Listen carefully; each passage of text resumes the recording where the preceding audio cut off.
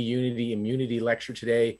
The topic is COVID-19 in pregnancy, a 2021 update. Now, you're welcome to post questions and comments in the chat room. We'll moderate those for you.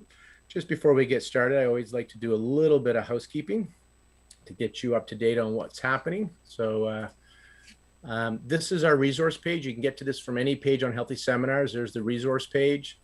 And if you scroll down, you can just see our calendar of events. So we keep adding stuff to our calendar events. So you can see here, today is February 22nd.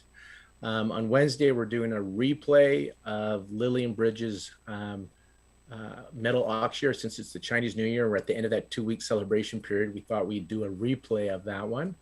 And then we have some fun stuff happening in March as well. So you can grab those Zoom links at your leisure. Let's see if I can get this to work. Maybe, maybe not. Oh, I see what's happening. Sorry, guys. Let me just move that over. Perfect. Okay. So you can see in March, right off the bat, we got one with Yvonne Farrell and Susan Johnson as well. So you can grab those from the resource page on Healthy Seminars. If you scroll down a bit, it also will show you kind of what's happening and what's going on. So today we're going to be talking with Kate Levett, and she's going to be talking about, as I mentioned, the COVID-19 2021 update. And then if you continue to scroll down, there's the replay with Lillian Bridges. So you can just see kind of what's happening. We also have some mentorships available. Yvonne Farrell has a mentorship, so you can check out this page to find out what's happening with her mentorship. As I mentioned, Susan Johnson has a talk on March 3rd, Wednesday. And then we have another mentorship program here with Deborah Betts, Claudia Sikovitz, Sarah Budd, Kate Levett, Zena Coker. And the idea behind the mentorship program is we just don't get enough peer support when we graduate. We do our training and then we kind of are out on our own and we get the most complicated cases. And a lot of health professionals have residency and have this mentorship and peer support. So Deborah, Claudia, and Kate and the gang, as I call them, the brilliant gang, have been offering this mentorship for a few years. And this one starts March 1st, 2021.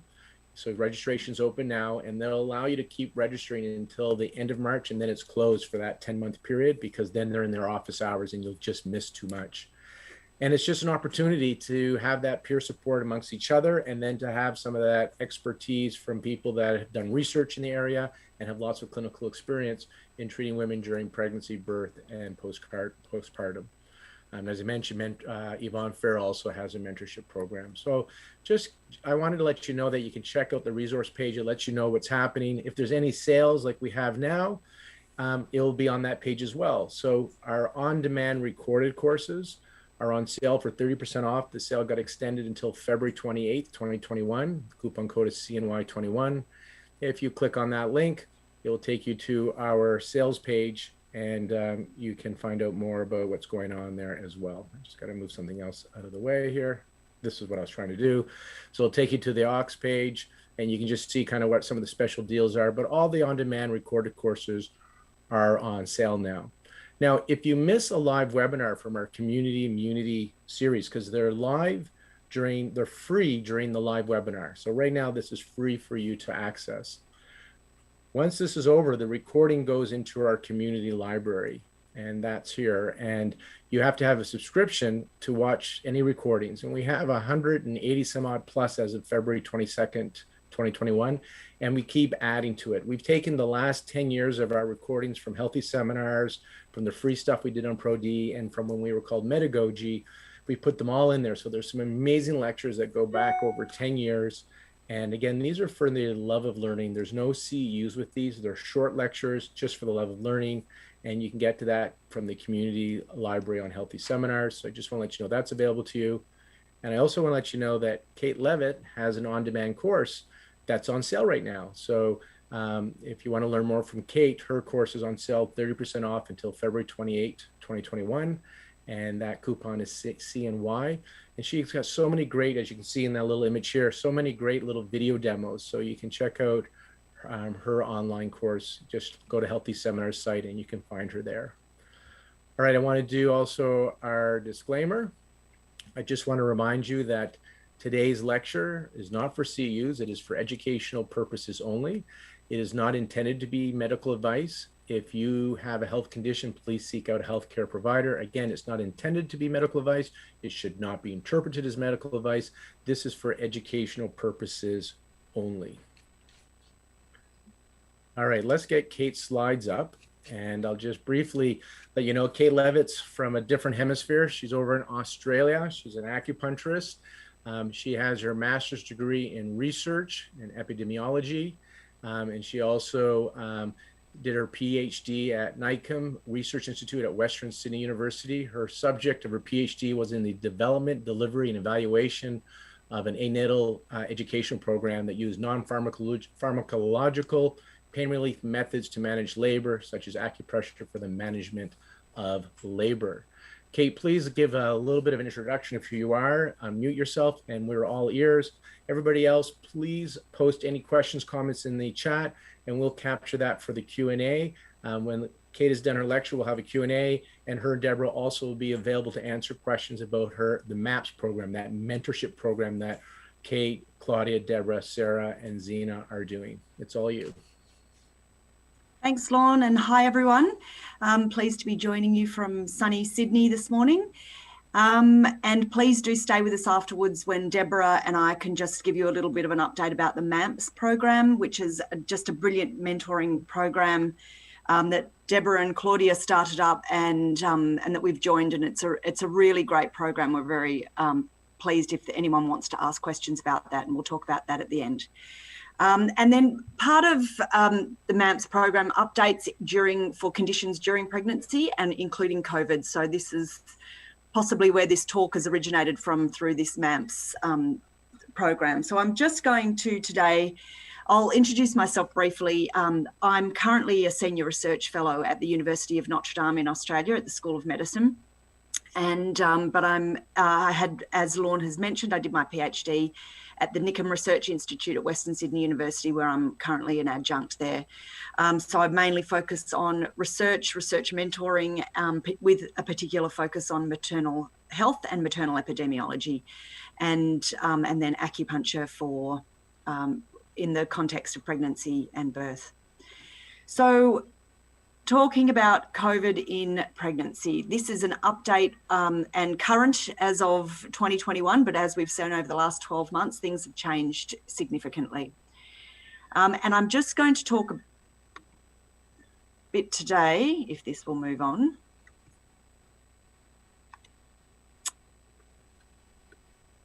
Kate, do you want to try and use the arrows in the bottom left-hand corner? Yep, there it's moving now.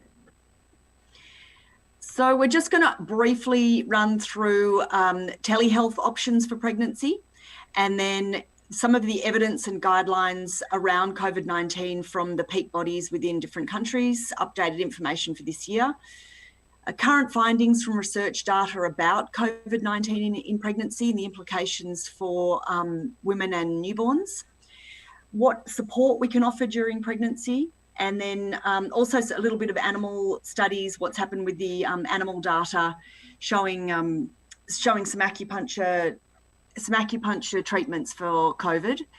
Breastfeeding, what are the evidence, guidelines and implications there, and then what resources and moves forward we can make. And then with that, the objectives are to describe those things for you and what are our implications for practice.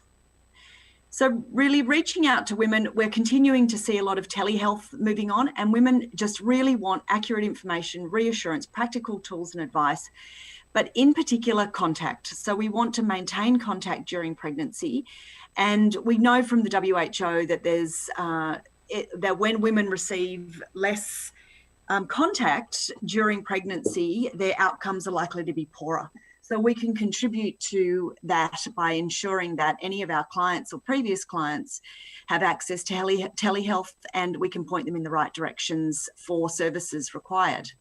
Some services that can go virtual, we've seen lots of hospitals start up the virtual prenatal care visits. There's always going to be limitations, but doing the best they can. Monitoring at home, what kinds of monitoring devices can you get at home? And what's available, affordable and practical. Consultations with specialists. Who can you consult with? Maternal fetal medicine, genetic counsellors. Who is it you can put any of your clients in touch with? Providers, any online communication with providers, particular focus on mental health care. That's where we may have a real impact here, that we can ensure that women's mental health is taken care of. Any postpartum visits that might need support, including lactation, where when women, even when it's not COVID, women often lack support postnatally for lactation support. And there's plenty of, well, in my area, there's plenty of lactation support online, and looking in your areas about where you can find that.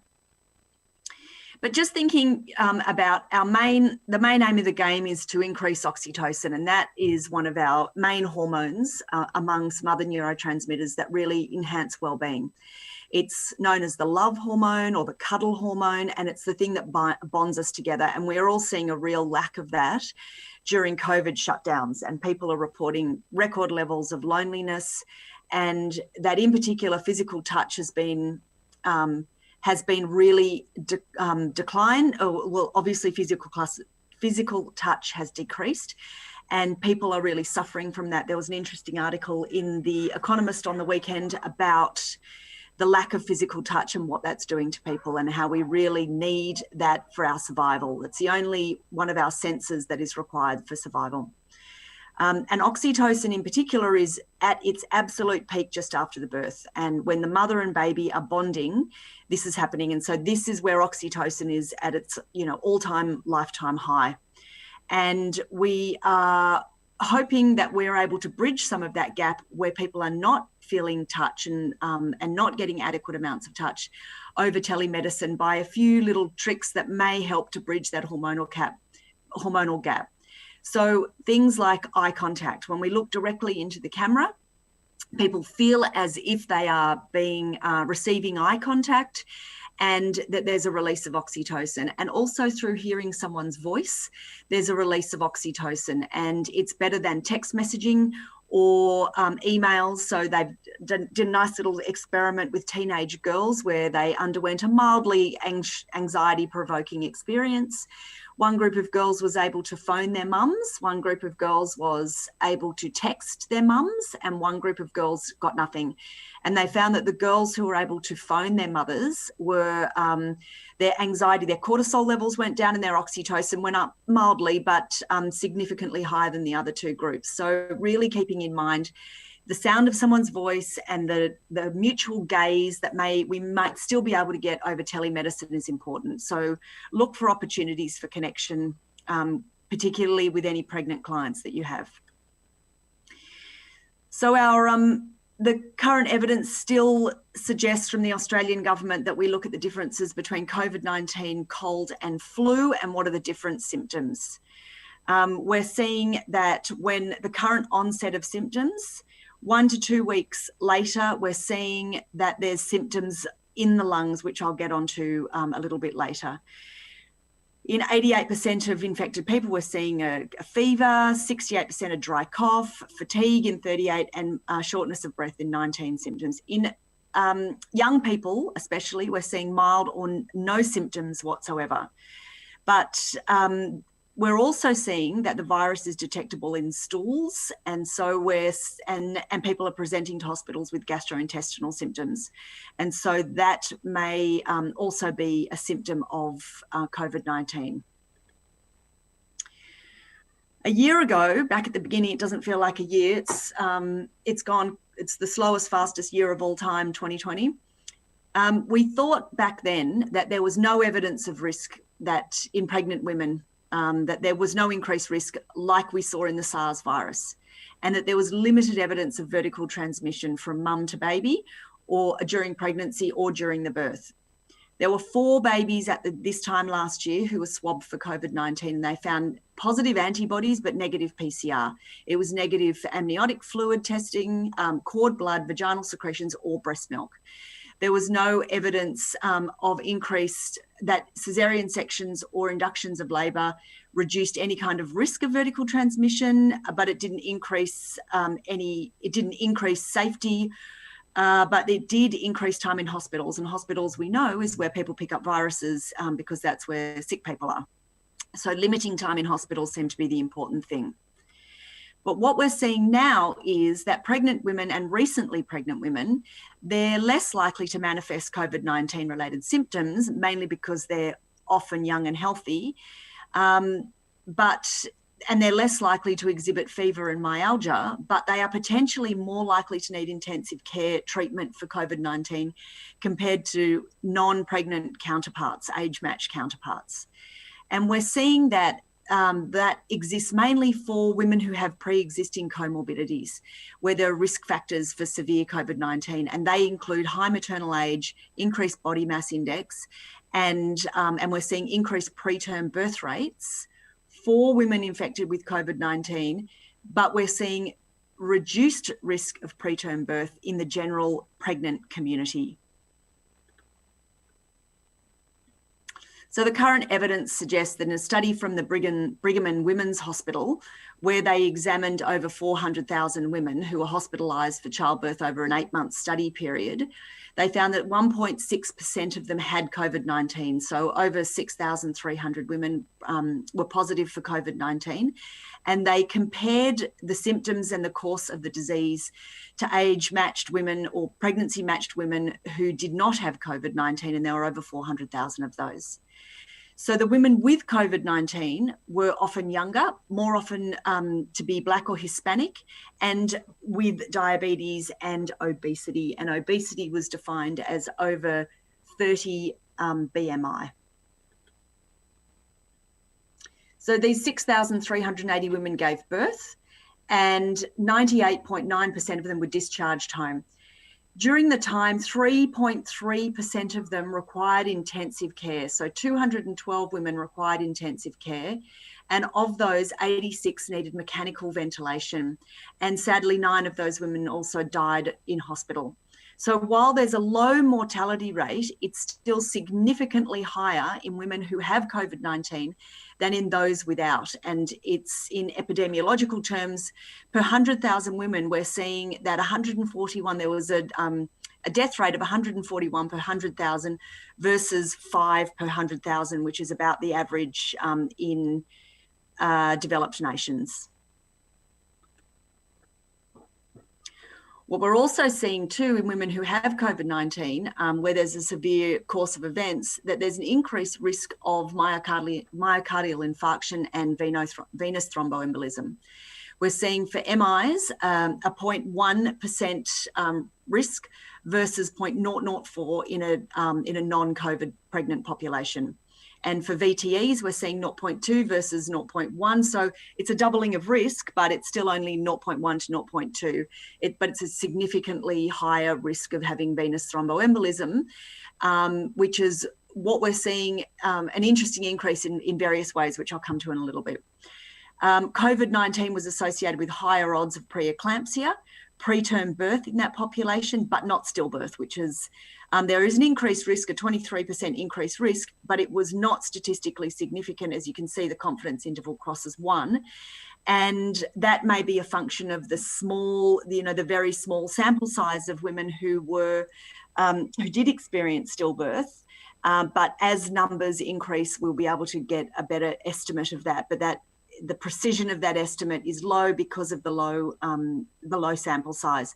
But hopefully that will bear out that stillbirth rates are still not increased as the sample sizes get larger. Seeing higher use of chest imaging, intensive care treatment, and mechanical ventilation for those women who did go on to have an increased course of disease. So among women with COVID-19 who gave birth, increasing mechanical ventilation or in-hospital death was associated with. So where we saw a higher risk of those things, we found women were older, and the increased risk was a nearly doubling of risk per 10 years of life. And within pregnancy, 10 years is a very big gap because it's usually, it's a limited period of time that women are in that pregnancy window. And as the sample sizes get bigger, again, we might be able to break that down into 5-year intervals to see what the risk is per 5 years increasing age, what the risk of becoming more unwell is. We also saw that with there was an increased risk of those outcomes where women had morbid obesity. There was a nearly 4 times increased risk, where women had a background of diabetes, and that was gestational diabetes and pre-pregnancy diabetes. Kidney disease, there was a 21 times increased risk. Eclampsia, really massive risk, increase to risk of eclampsia. Thrombotic events and also stillbirth. So there was an increased risk of stillbirth seen in where women who went on to have mechanical ventilation and or died in hospital, these things were associated with that. So the implications for us, or for women and for care providers,